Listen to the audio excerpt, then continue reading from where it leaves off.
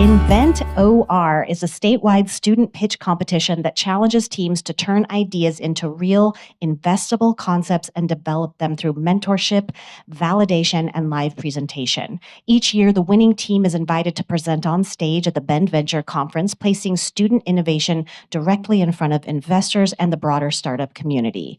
In Central Oregon, EDCO and PubTalk help support that same ecosystem by creating consistent opportunities for founders and innovators at all stages to connect, share ideas, and grow. Tonight's panel brings together InventOR alumni who have experienced this pathway and can reflect on how these pieces work together to build Oregon's entrepreneurial community.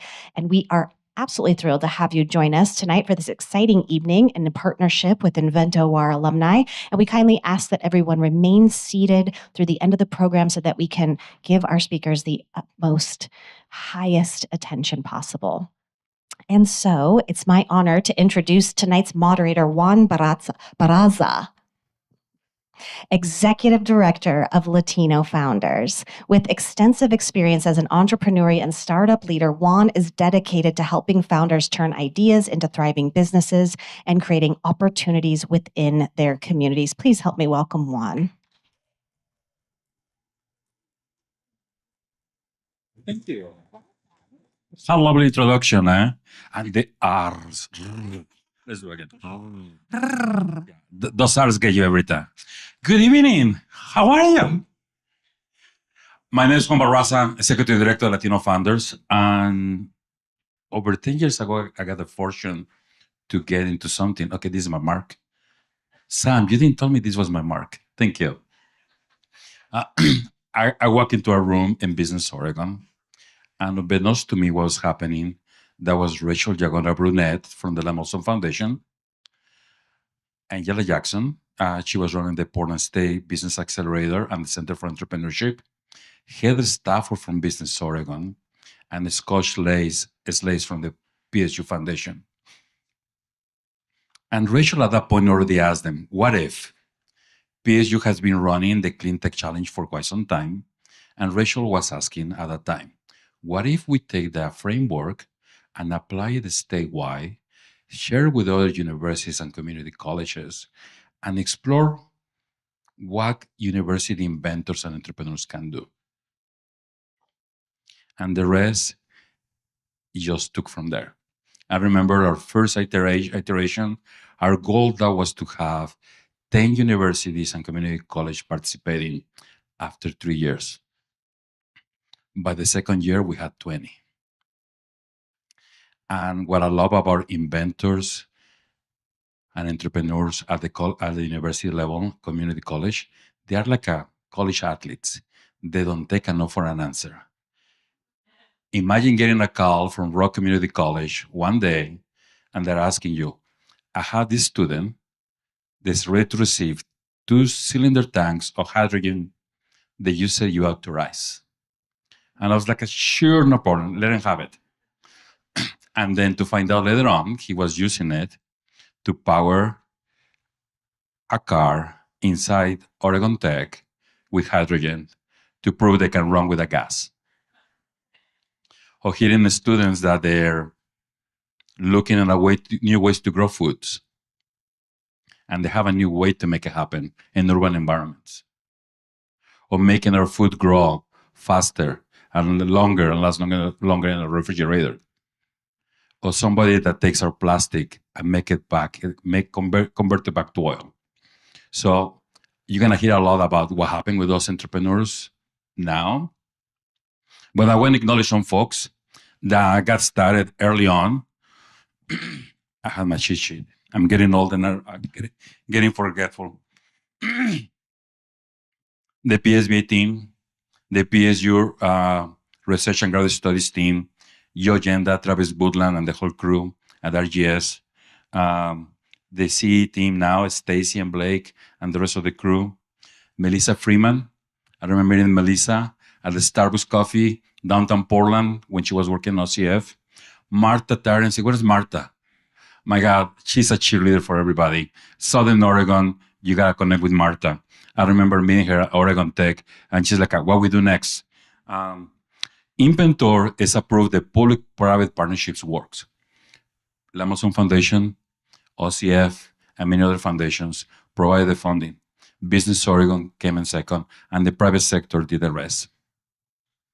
Every university that said yes at the beginning, any community college that have hosted and sending entrepreneurs to the program, thank you for taking a chance.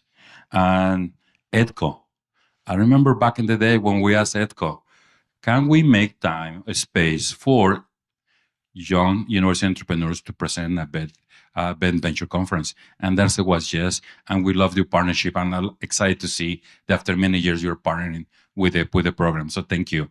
And of course, Oregon State for hosting us today. Thank you so much. This building is beautiful. Okay, with that, let me introduce you to our panelists. Skylar Pearson, co-founder of Next Garden. Come on over. Degan Kay, founder of Produce Mate. Ashley Morgan, co-founder of The Reclaimers. Blake Turner, founder of Turner Automotive. And Mark Morrison, called Connect. So welcome.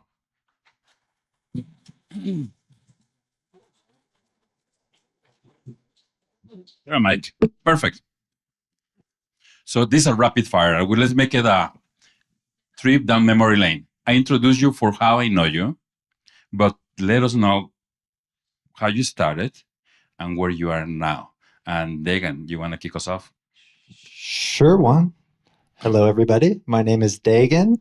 I got started at the University of Portland through the Entrepreneurship Scholar Program, where I first came up with the idea of Produce Mate, which I'll tell you a bit about in a minute.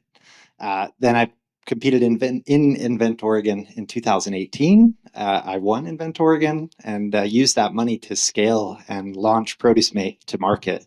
I'm still working on the same problem that made me fall in love with entrepreneurship in the first place, just in a slightly different form. Super happy to be here. Nice to see everybody. Thank you. Skylar. Hi, I'm Skylar Pearson. I started out with the Clean Tech Challenge through PSU and then went into Invent Oregon with my business, or I guess my project at that point, Next Garden. We're developing indoor growing systems for food, and I am still doing it now, just in a little bit of a different shape. I am a farmer now, operating out of Portland. Thank you. I'm Ashley Morgan. I was on the Reclaimers. We made a machine that turned plastic back into oil.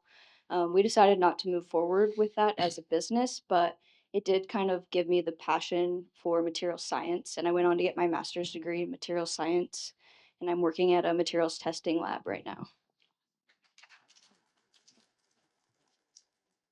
I'm Blake Turner. I competed in Invent Oregon representing Road Community College back in 2018. I'm the guy that made Juan let everyone have hydrogen in the building. Twice. Twice. Yes, I competed twice, second time for PSU. That really opened my eyes to entrepreneurship, and now I am still working with Invent Oregon, now as the assistant director, helping the next generation of student entrepreneurs. Hi, everybody. My name is Mark Morrison. I'm the founder of Cold Connect. We develop last mile vaccine delivery carriers for rural and remote communities. And I got my start last year at Invent Oregon. So the whole pipeline. And then was the follow-up what we're doing now? Well, now, perfect timing. What was your experience since you are the most recent individual with InventOR? What was your experience so far? What was my experience with the program? My experience with the program was basically it takes you from zero to hero almost. You know, you don't know what you're getting into when you start it, but it's a marathon, and everything that happened through the program just made Cold Connect possible, essentially, from the ground up. Some of you started with like very ambitious projects, but little experience in the engineering. I'm looking at you, Skylar. Because you're an engineer, your background is not in science, and you have a very ambitious project. Could you tell us what was that journey for you? Oh man, yeah, a lot of learning on the go, figuring out basically how to solve problems in a very short period of time. And I think kind of from that point, that definitely carried with me into what I'm doing now, no education, but I definitely would be like, I'm an engineer now with all the things that I know how to do. You teach yourself how to solve problems as an entrepreneur. The like wearing many hats is definitely true. So yeah, I think Invent Oregon kind of started that off for me, and it just kind of grew from there. Could you describe your prototype, what it was then, Yeah. how you built it, and what is now no longer a prototype? Sure, yeah. So what we were working on was an indoor hydroponic growing system. It's kind of this like closed container, and we built a prototype that was made out of wood first, and then we built another prototype that was as big as us sitting here. It was like an indoor growing cabinet. And then we got a grant to build like a first full scale prototype, which was meant to be like a micro facility.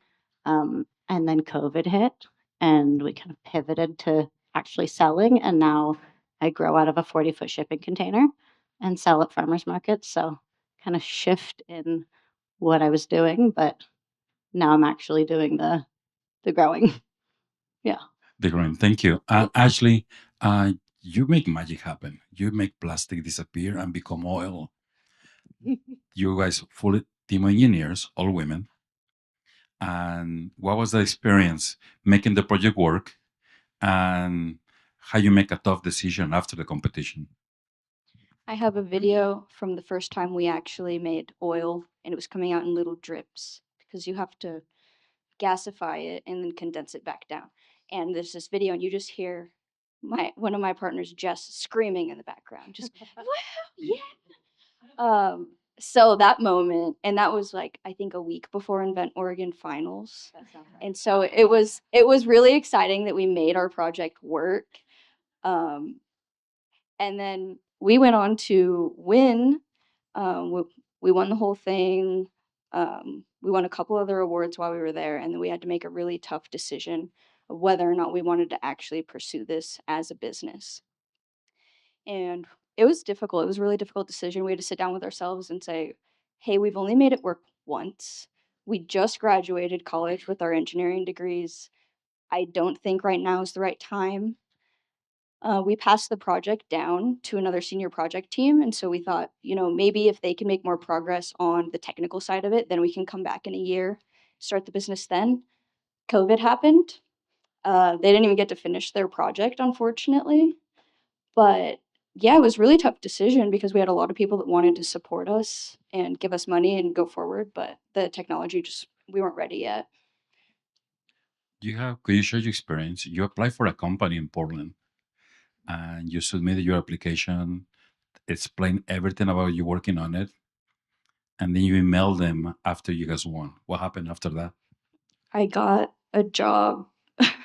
I emailed them that we won, and then they offered me a job. And I worked as a design engineer for Leupold and Stevens for a couple of years before I went on to do my master's degree and then work in the materials testing lab. So doing Invent Oregon actually got me a job. Yeah. All right, excellent. Dagan, you are pretty close aligned with what Skylar is doing. She's growing food. You're trying to preserve our food for going bad. Could you tell us more about Produce Made and what was the journey with Produce Made until now? Yeah, totally. Food waste is a massive problem. I'm sure some of you know, but just to give you the stats, 40% of all the food we grow and produce and raise is never eaten, and most of it ends up in a landfill. So that was sort of my true north, the problem that I fell in love with. So Produce Mate for me at the beginning was a hunch, a lot of prototyping. That the hypothesis initially was, hey, I think a lot of this fresh produce is going bad just because people are not getting around to eating it at home. So I started doing a lot of research about why produce goes bad and the mechanisms behind that. And so it turns out a lot of the surface spoilage that leads to fresh fruits and veggies ending up in the landfill is pretty avoidable if you can fight the bacteria that leads to that surface moldage. So Produce Mate is a antimicrobial kitchen mat. You store fruits and vegetables on top of it in the fridge or in a fruit bowl. The mat fights the bacteria that would lead to premature spoilage, and you get longer lasting fruits and veg. Mark, so you're pretty fresh out of the competition. What have you learned so far that you're applying and you're looking back a year ago and you're like, I could have done things differently? I think the motto of the last year is hardware is hard. So it's just, yeah, there's a lot of things that you learn along the way. And also it's just, realizing how important it is coming out of Invent Oregon and going from the competition environment to starting a business is all the business formation skills you need and all the little, T's and I's you need to dot. And it's a whole field. That's why people major in college. But I would say a year ago to just really, really savor the simple times, maybe, because it gets harder, but it's also, it gets more rewarding as well. So, yeah. Blake, you take no for an answer. I have a picture you lifting the Corvair into the hallway of Oregon Tech. You were certain you were winning that year and didn't work out as planned. Tell us more. So I got to talk to Dagan. So my first Invent Oregon, I brought the car in and I'm walking down to the registration desk. And of course, I brought a car into a building, so everybody's talking about it. And I definitely got it in my head, like, I got this thing in the bag. Like, I made a car run on hydrogen. I got this. Like, I'm going home with something. And so then when I find out a produce mat won, I was a little like hurt. I was like, I made a car run on hydrogen and I lost to a silicone mat.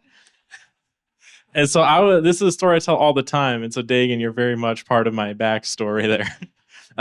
And so, of course, in the moment, I was like crushed, right? Because I just put a lot of work and I'm like, this is an invention competition, da, da, da, da. And what I always tell people, and I'm glad I competed twice because I had the fortune, I transferred to Portland State. I ended up working with Dagan really closely as we were in the initial incubator, the Cube at the PSBA. And I got to know more about like the business side of things, and I understood why his project won. It's not that Invent Oregon is like it's just an invention competition.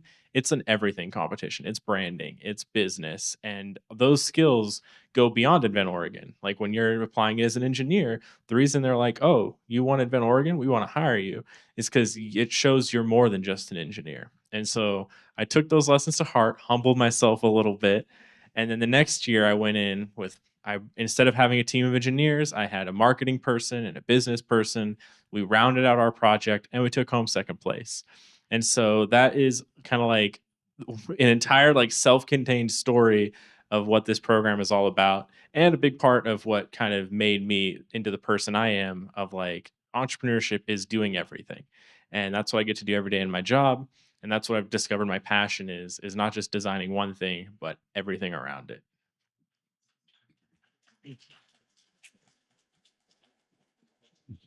If we look back and say with me, what you learned from the program and what is the most impactful thing you walk away that if you were to talk yourself from when you started the competition many years ago, what will you say that was the most important thing and what you learned that you will not repeat at that time that will accelerate your success? Yeah, I have a very clear answer to this because for me, one of the core tenets of Invent Oregon was the idea that you should fall in love with a problem. And that's a complicated concept. What it means to me really is that a great business is addressing a really specific pain point, and a problem is a pain point. So I really I took that to heart, and I use that framework in everything I do today. It's really important to understand how people are impacted by the thing that you're trying to sell them, if that makes sense.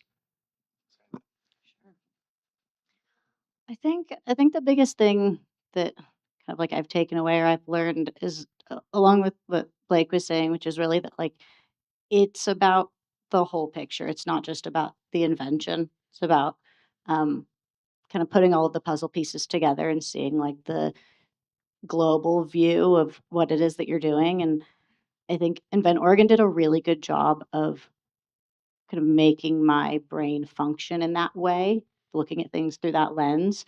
And I think, yeah, kind of looking back, if I could tell myself something, it would just be to like hold space for that. It's complex and there's a lot of moving pieces to a business, and an invention is awesome and cool, but running and operating a business is so many more things than that. Yeah, and to just kind of like take that all as it comes. Since I didn't move forward with the business, I think I took more from personal growth. I think it taught me a lot of having confidence in yourself, selling yourself, how to make an impact in 3 minutes. Also, even less than 3 minutes, we had a little gimmick. We would light our oil on fire during our pitch. Also, sometimes it's okay to ask for forgiveness rather than permission. That might not be the best advice, but we didn't ask first. We just did it. Um, so yeah, be confident, go for it, make an impression as quickly as you can. Also learned a lot about networking and how important networking is through Invent Oregon, because I still, Blake's a contact of mine, Juan. We're all connected on LinkedIn. It's really important because maybe in a year I'm looking for a job and one of you has an opening for me. So I really learned the importance of networking and just self-confidence. You don't realize how dangerous Ashley is at this moment. She's an engineer. She knows how to build things very complex, and she understands the value of how to align and present her ideas in an audience that might not understand all the engineering piece, but she knows how to grab your attention. So if anyone wants to write a check for Ashley for her next venture, take note. Blake. Yeah. So big one for me, like Juan said, don't take no for an answer. But the flip side of that is always say yes. Before I did Invent Oregon, I was just an engineering student. My goal was to get my degree, get a job, call it a day. And then I said yes to Invent Oregon. And then when Juan offered me a desk, even though I lost, I said yes to that. And I haven't left since. And so I've been taking on more responsibility, taking on more opportunities, and just people will offer you so many things. And if you just say yes and figure out how you're going to do it later, then that is an amazing part of entrepreneurship. And it was really like giving me experiences that I'll remember for the rest of my life. Like I'll remember when Juan offered to take me to Washington, D.C. Be like, hey, we want you to represent Invent Oregon. And my question was, why? Like, why me? And so getting out of that and just saying like, yeah, I'll go to Washington, D.C. Let's do this. First time on an airplane. Let's go. And those are the experiences that change your life, because otherwise it's something you might not have done. I think for myself, it's the realization that an idea is not the end all be all. Like an idea and a cool trinket, you really need the whole vision, the whole package. When I first got to Invent Oregon, it was like, I don't want to do any of this other customer discovery stuff. I just want to build, man, And I call it like my Mr. Miyagi lessons, mostly from Stacy, is because it's like why am I doing this, And then it all clicked later. So I'm really appreciative of that, and so even if something doesn't make a ton of sense, just keep on going. It'll probably click. So let's see, Stacy, wax on, wax off. Thank you. Which is a perfect segue. So it's a perfect segue. And when we created Inventor, when we talked to Rachel, that was about mentorship. Seeing is believing. Being able to connect to individuals, to those with experience, and then you get the permission to do better things, crazier things. Is any mentor or judge during the competition that you can point back and say, having talked to this person, sent me in a different direction. I totally wasn't expecting it.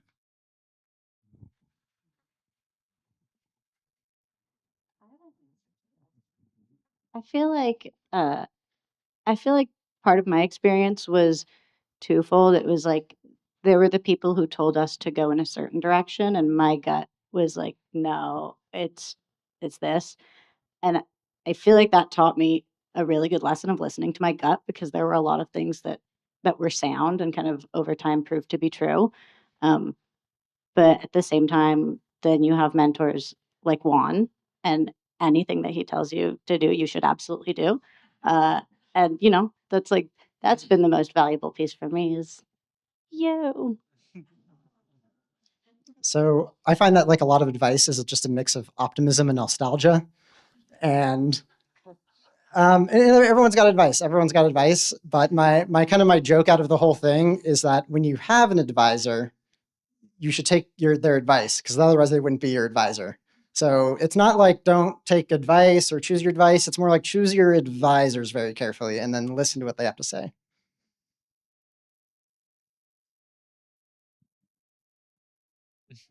Anybody else?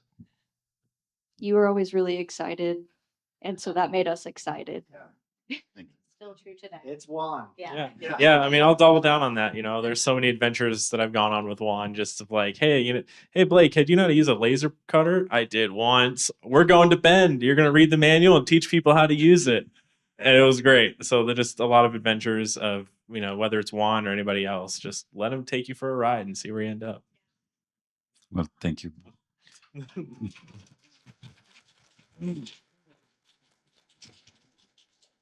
Thank you. I'll give you 20. The promise, everybody.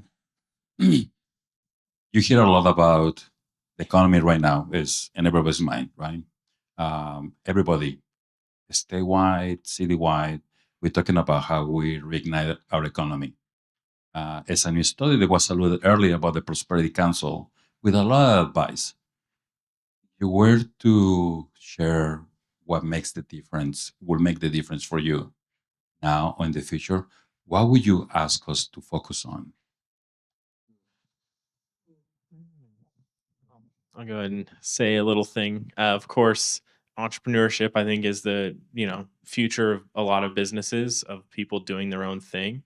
I see a lot of focus and a lot of resources aimed at like finding the next unicorn, right? What's the next Apple? What's the next SpaceX?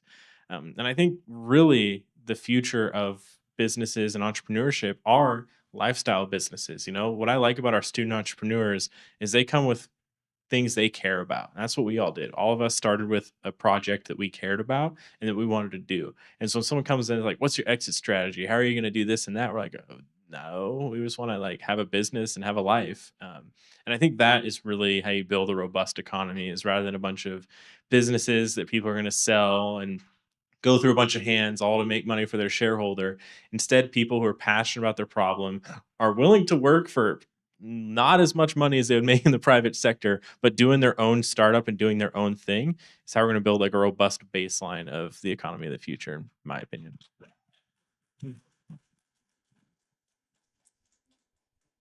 Something I always like to say about kind of coming into the entrepreneurial community is that it's a real like rising tide lifts all boats kind of place. Everyone in the entrepreneurial community instinctively knows that true wealth is built. It's not taken or given. So everyone's always willing to help build. And so it's just that spirit of being able to build something new, and it's not a triage where you're taking from something. So, and I think that, like I said, like that's the future, is just more building, more doing. I think something that I think Oregon is good at, but also is kind of a place that can always grow and improve, is this kind of intersection between what it means to be like an entrepreneur and like a startup sense, and you've got really big vision, and then what it means to just start a small business.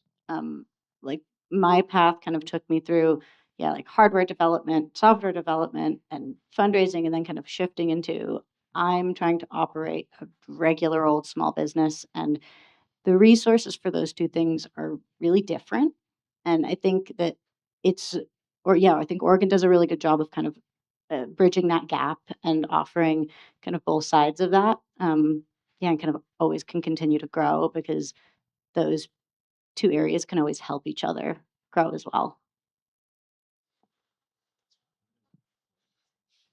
Okay, perfect. Again, it's like, that's what I wanted to say. We have a lot of support organizations in the room: EDCO, OEN, Latino Founders, others. What advice you give us to connect with young entrepreneurs coming out of university that we have an idea but not a lot of experience? What kind of programs or support would you like to see? Because you were there at some point and now you have gained some experience, but maybe could you use a little bit more help at the beginning?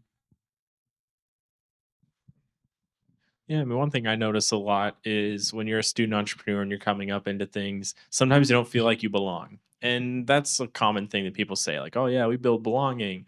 But like, what that means is these people, and especially, in my case, I'm sure a lot of others, you come in with like not really wanting to put yourself out there, not really wanting to impede, and not feeling like you fully belong in this space. And so, anybody who wants to help young entrepreneurs, people doing this for the first time, it takes a little work to get these people out of their shells. Like, I'm a mentor now. I work with students, and there are definitely some times where I'm like, all right, let's get going. Let's get those ideas flowing. You're a genius. Let's go. And so like these, coming out into this, there are some folks that are like total extroverts and they are ready to run into a room and own it. And other people will hide in the corner. And so it's about taking those people that see themselves hiding in the corner and showing them that they can really go out there. They deserve to network. They deserve to be in the room, and helping them achieve that.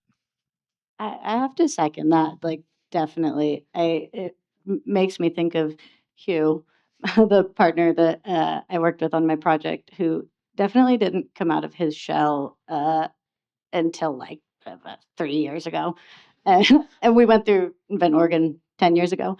Um, but yeah, I feel like if there was like Toastmasters for students, do you guys know what that is? Just like getting out there and feeling confident, learning how to connect with people. I definitely also felt the like sort of imposter syndrome, like in a room full of wealthy and intelligent advisors. And I was like, I don't belong here. I feel like a child. And it took a long time to feel confident in that space, even though like I was quite extroverted. I feel like, yeah, anything that can kind of bring together um, more practice for that, just kind of practice makes perfect of getting people comfortable with how to sit up in front of a crowd and talk into a microphone. The Klamath Small Business Development Center helped us out a lot. They came and gave presentations, but we were also competitors. I don't know if that is open to everybody or not, but I would say the same thing. I think we did 24 presentations my senior year, and by the 24th, we're owning it. That's our presentation. We know exactly what we're talking about. Also, our first pitch, I think, was 10 minutes. We got it down to 3. So getting that short pitch earlier in the process, um, yeah, and just knowing where to find the resources. The other thing that I would add is we live in such an interesting time in terms of new tools. I think in a lot of ways it's easier now than ever to get some minimum viable product or to start a business. So I think like students have their finger on the pulse already with what's out there and what's going on. One way that the broader entrepreneurial community could help is making sure that those tools are accessible, are easy to pick up. And then nobody mentioned this, but money helps for sure.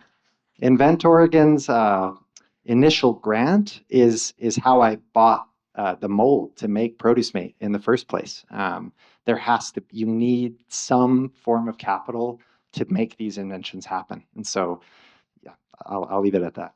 Thanks to the sponsors. Yeah, thank you to the sponsors. Thanks to the sponsors, right? Absolutely. Tomorrow is InventOR 10-year, and there's a lot of participants in the room. What advice you will give them to them the night before InventOR? You're probably nervous and excited, and you've been prepping for this for ages. If I could say anything, I would say I would encourage you to celebrate the effort and not focus on the outcome so much. You have an amazing group of people around you, and you've built a network just by a fact of having gone through Invent Oregon. No matter the outcome tomorrow, although I wish you the best of luck, I urge you to feel proud and to take that confidence forward in whatever you do next. And hopefully that's continuing to run your business.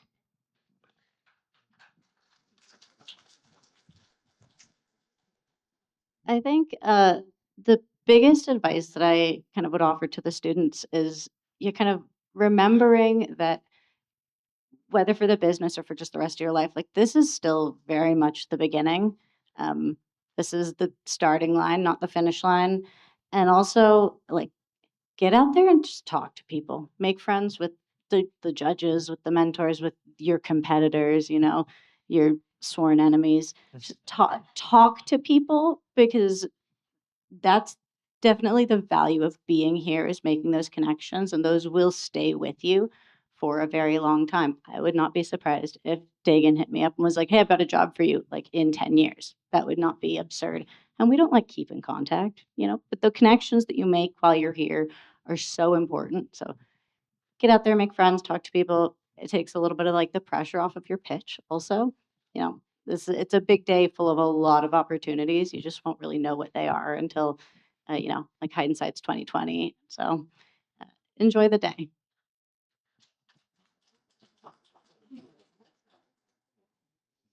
The day does go by really fast. Even though it's a long day, it goes by really fast.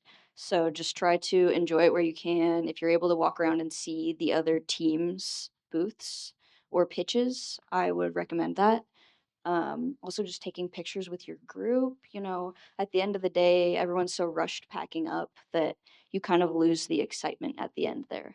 Um, and the whole point is we want to start a business. You want to bring this to business, but at the end of the day, you have to look at yourself. And if that's not within your bandwidth, it's okay if you don't move forward with that, because I am still doing great. And I might loop back around to that project. I've got a whole note in my phone of invention ideas. Like it wasn't the end for me.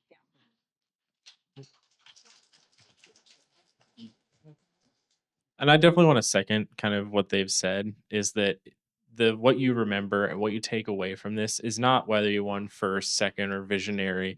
It's about the people you meet along the way, the experiences you gain, and the opportunities that you'll be offered that you don't know are going to have an impact yet.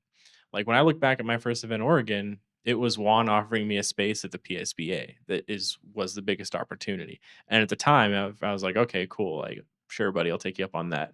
I did change my life, but at the moment, it just seemed like another opportunity that I was just bummed that I had to get my car out of the building. And so it's these little things of the people you meet, like, you know, we don't connect with each other. Ashley and I connected after that first Invent Oregon. I haven't talked to her until like to invite her to this, but she came. Like, it's those connections that really do last a long time, both with the professionals and the cohort. Like, you're all going through this together, and whether, you know, you keep in touch, become best friends, or, you know, years down the line, you end up reconnecting. Like, that's what you're going to carry with you. I would like to add, you were actually going to give me a tour of PSU, because I was thinking about going to PSU for my master's, and then I think COVID happened. But networking really does, you know, play into it. Yeah, So close. and to third everything everyone was saying, yeah, write it all down. Everyone you meet, how you know them, what they're involved in. Everyone that you will meet, you have met in the process, your mentors, and everyone you're going to meet tomorrow, all the judges, they're going to become your biggest advocates and sponsors as you make your way through the entrepreneurial system. And just know that everybody here today and tomorrow, they're here because they support early stage entrepreneurship and they want to see you succeed. So let's keep that in mind.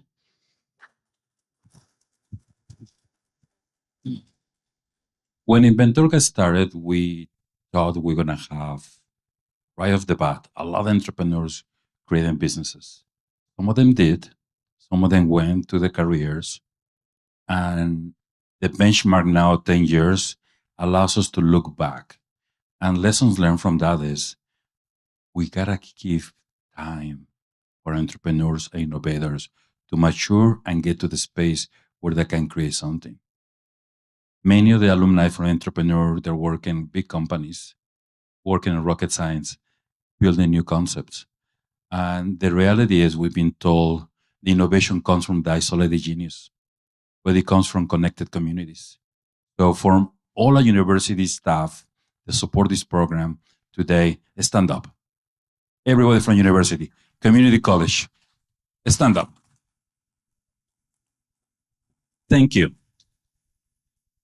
Thank you, because it takes a lot of work to get the student that wants to fly to the moon and you don't want to clip their wings, you say, sure, let's do it. But also it's about intentionality. I'm going to remind you of the three other people in the room that afternoon at Business Oregon. Rachel Jagoda Brunette, Angela Jackson, Scott Schlaze, Heather Stafford. They were very intentional about what we're doing. And Rachel, where are you hiding? Come on over. Come on over.